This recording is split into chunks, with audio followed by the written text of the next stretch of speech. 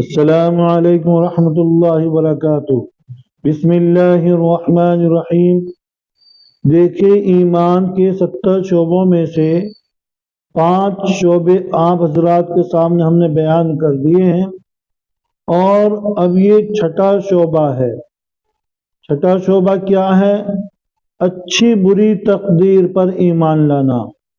اچھی بری تقدیر پر ایمان لانے کا مطلب کیا ہے؟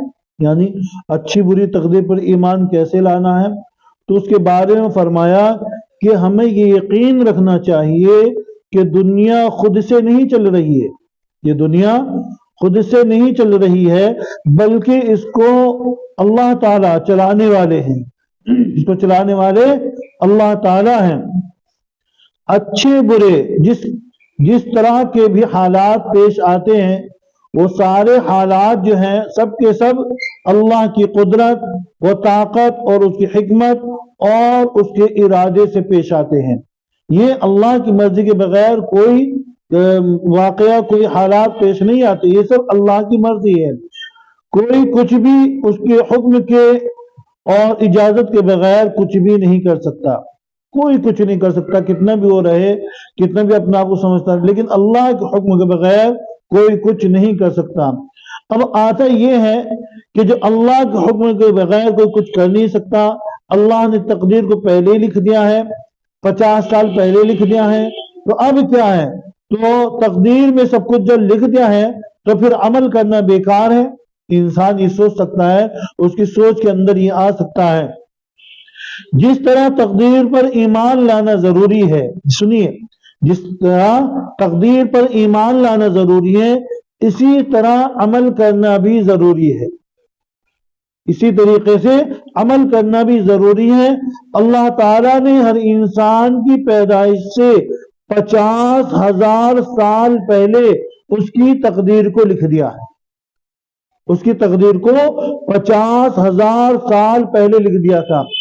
کون سا انسان نیک ہوگا، کون بدبخت ہوگا، یعنی کون جنت میں جائے گا اور کون جہنم میں جائے گا۔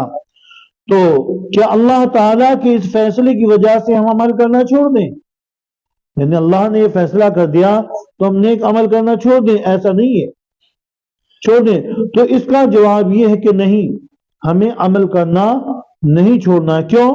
اس لیے کہ ہم اللہ تعالیٰ کی طرف سے جو عمل کرنے کا ذمہ ہمارے اوپر دیا گیا ہے، ہمیں جو ذمہ داری دی گئی، ہمیں جو ذمہ بنایا گیا ہے، اللہ تعالیٰ نے جو کچھ لکھ دیا ہے ہماری تقدیر میں، وہ اس کی شان ہے۔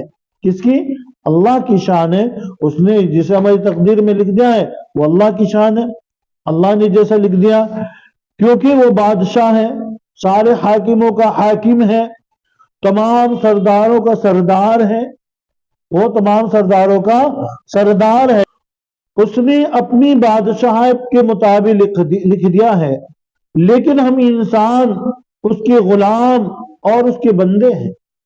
یعنی ہم اللہ کے بندے ہیں، اللہ کے غلام ہیں، اسی کے لیے سب کچھ ہم کرتے ہیں۔ لہذا ہماری زندگی اور غلامی یہ ہے کہ ہم صحیح اور جنت میں جانے والے راستے کو اپنائیں، ان راستوں پر چلیں جن پر چل کر کے ہم جنت کے اندر جائیں۔ اسی طریقے سے ہم اپنی بندگی اور غلامی کا ثبوت دیں، کب؟ اچھے عمل کر کے، اچھے اعمال کر کے، اچھے کام کر کے ہم اپنے جو ہے اس بات کا ثبوت دیں کہ اللہ ہم تیرے ہی غلام ہیں، اے اللہ ہم تیرے ہی بندے ہیں۔ ہماری تقدیر میں بدبختی لکھی ہو تو نیکی میں بدل جائے گی، کس وجہ سے کہ اللہ سے دعائیں کریں گے، نیک عمل کریں گے تو اللہ تبارک تعالیٰ ان تمام چیزوں کو بدل دے گا۔ کس وجہ سے؟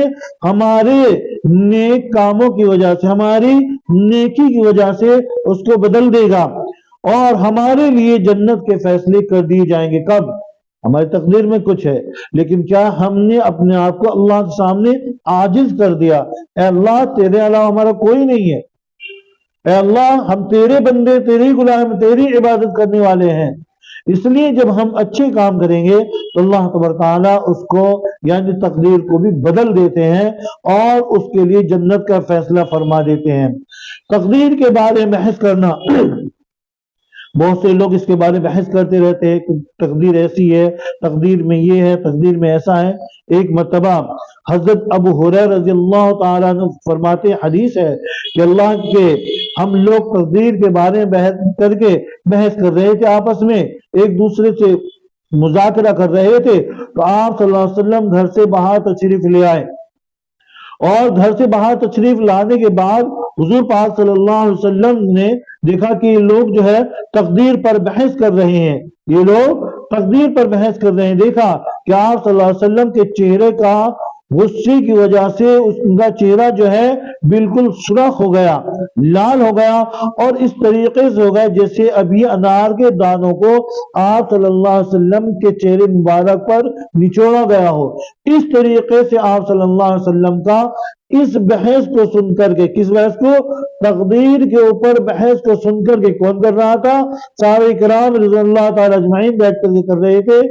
تو اللہ کے رسول صلی اللہ علیہ وسلم نے اس پر ناراضگی نہیں بلکہ غصہ ہوئے، اور سب کے سب کو کہا، فرمایا کہ میں تمہارے طرف اسی لیے بھیجا گیا تھا، میں نے تمہیں یہی حکم دیا تھا، میں نے تمہیں یہی بتایا تھا، مجھے اس لیے تمہارے پاس رسول بنا کر بھیجا گیا ہے، مجھے کہ تمہارے پاس اس لیے رسول بنا کر بھیجا گیا، تم اس بات کو جان لو کہ تم سے پہلے کی امتیں اس مسئلے پر بحث کر کر ہلاک ہو گئی ہیں، برباد ہو گئی ہیں بحث کرنے کی وجہ سے، لہذا تمہیں اللہ تعالیٰ کا واسطہ ہے، اللہ کے بندے ہو، اللہ کا واسطہ ہے، اس مسئلے پر کبھی بحث نہ کیا کرو، کائے پر؟ تقدیر پر کبھی بھی بحث نہ کیا کرو۔